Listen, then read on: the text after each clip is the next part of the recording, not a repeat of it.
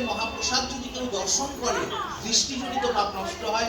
জগন্নাথের মহাপ্রসাদ কে যদি কেউ পরিক্রমা করে তাহলে তার গমনাগমন জনিত পাপ নষ্ট হয়। জগন্নাথের মহাপ্রসাদকে কেউ যদি স্পর্শ করে তার স্পর্শজনিত পাপ নষ্ট হয়। জগন্নাথের মহাপ্রসাদ যদি কেউ গ্রহণ করে তার দেহ শুদ্ধ হয়।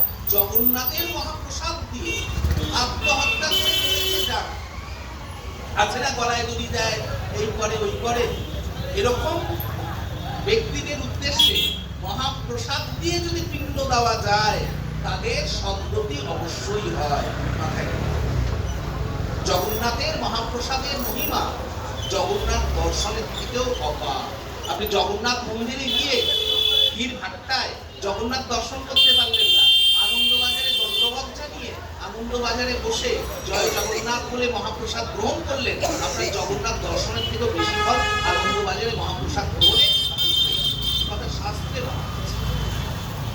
পুরী ধাম জগন্নাথের খাওয়ার জায়গা, বদ্রীনাথ শয়নের জায়গা, রামেশ্বর স্নানের জায়গা, দ্বারকা শৃঙ্গারের জায়গা, পুরী ধাম সেবার জায়গা ভগবানের। সেই কারণে পুরীতে গিয়ে যদি কেউ মহাপ্রসাদ গ্রহণ না করে তার মতো পাতকী এই সংসারে নাই, এ কথা শাস্ত্র আমাদের জানিয়েছে। জগন্নাথ পুরুষোত্তম, তিনি আমাদের দিচ্ছেন মহাপ্রসাদ। জগন্নাথ এক ব্রহ্ম, মহাপ্রসাদ দুই ব্রহ্ম, তিন ব্রহ্ম হচ্ছেন মহাপ্রভু। গৌড়ীয় বৈষ্ণবদের কাছে জগন্নাথ অচল ব্রহ্ম আর গৌরহরি হচ্ছেন সচল ব্রহ্ম। সেই কারণে দেখবেন বাসুদেব ঘোষ বলছে তার অনুভবের কথা আমাদের সম্পর্কে। বাসুদেব ঘোষ কহে জুড়ি দুই হাত, যেই গৌর সেই কৃষ্ণ সেই জগন্নাথ।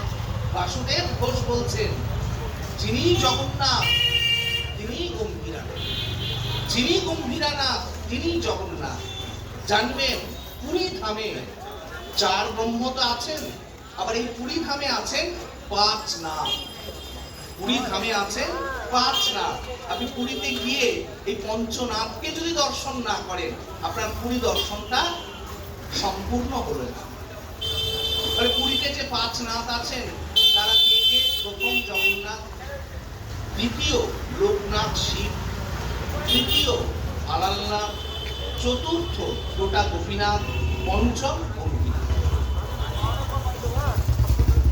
বেলেঘাটার কিছু ভক্ত রথের সময় পুরী গেছে, তার আগে পাঠ শুনেছে পঞ্চনাথ দর্শন করতে হয়। এখন পুরীতে গিয়ে আমাকে ফোন করে বলছে ওই যে লোকনাথের না কিসের একটা নাম বললেন, ওই নামটা একটু বলেন, আমরা রিস্কালাকে বলি রিস্কাকে ঠিক করে যাই মন্দির দর্শন করে আসি। আমরা লোকনাথ শিব, লোকনাথ শিব বললেই পুরীর সবাই ঠিক। হ্যাঁ, কেননা পুরীতে যারা থাকেন তারা লোকনাথ শিবকে খুব মানে, এটা কিন্তু আমাদের জানতে হবে। লোকনাথ শিবের নাম বললেই হবে, খালি লোকনাথ শিব বলতে হবে। শুনলো ও মা রিস্কালাকে বলছে লোকনাথ ব্রহ্মচারীর আশ্রমে, বোঝো খেলা। লোকনাথ ব্রহ্মচারী আলাদা, লোকনাথ শিব আলাদা, দুজন তো এক না।